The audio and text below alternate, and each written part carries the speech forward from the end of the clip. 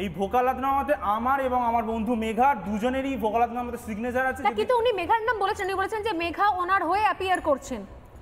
উনি কোনোদিন কোর্টে প্র্যাকটিসই করলেন না, তো ওনার জুনিয়র আসবে কোথা থেকে? উনি একজন টিউশন টিচার। ওনার ব্যাপারে আমি একটা কথা স্পষ্ট করতে চাই, উনি আমার কলেজে সিনিয়র ছিলেন।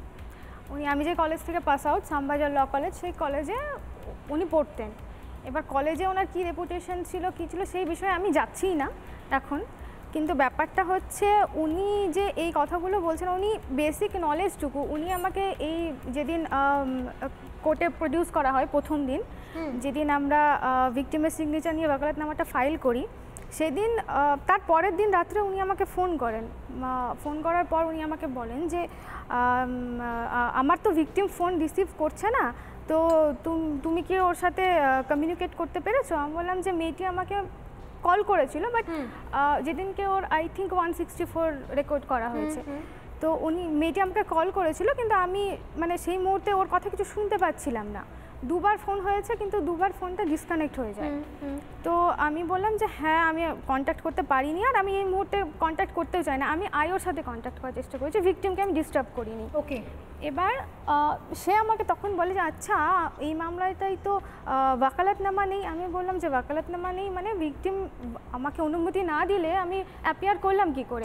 কারণ মানে আমি বলছি কসবাকাণ্ডের নির্যাতিতার বাবা মা বা পরিবার থেকে আপনাদের কি অ্যাপয়েন্ট করা হয়েছে? না, বাবা ওর বাবা মা সেদিন ওখানে আসেইনি, ঠিক আছে? মানে ওর নিজে আপনাদের কাছে আমাদেরকে অ্যাপয়েন্ট করেছে। শুধুমাত্র তাই না, আমার যে বন্ধু মেঘা ওনাকে জড়িয়ে ধরে কেঁদে সম্পূর্ণ ঘটনার বিবরণ দিয়েছে।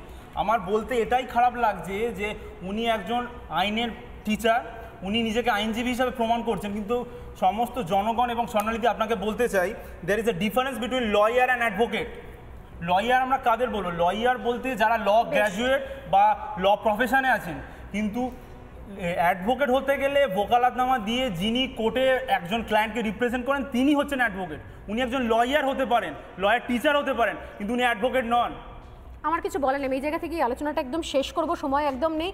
আমার সত্যি প্রশ্ন হচ্ছে, তদন্ত সঠিক পথে এগোনো খুব দরকার। যদি এখানেও এত বড় ধোঁয়াশা তৈরি হয়, এত বড় একটা গ্রে এরিয়া তৈরি হয়, আমার মনে হয় এখনো সময় আছে আবারও পুরো জিনিসটাকে ঠিক করে নেওয়ার। সময় একদম শেষ। রক্তিম, আমি আবারও আসবো, একটা ছোট্ট বিরতি নিয়ে প্রত্যেককে ধন্যবাদ জানিয়ে ফিরে আসছি, সঙ্গে থাকুন।